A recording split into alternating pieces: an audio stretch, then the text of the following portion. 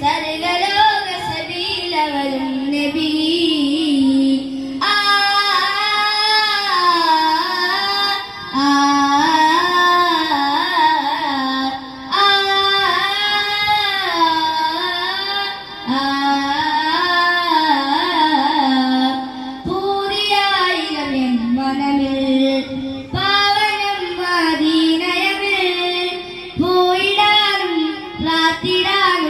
ചേർന്നുറങ്ങാനും കൊതിയേ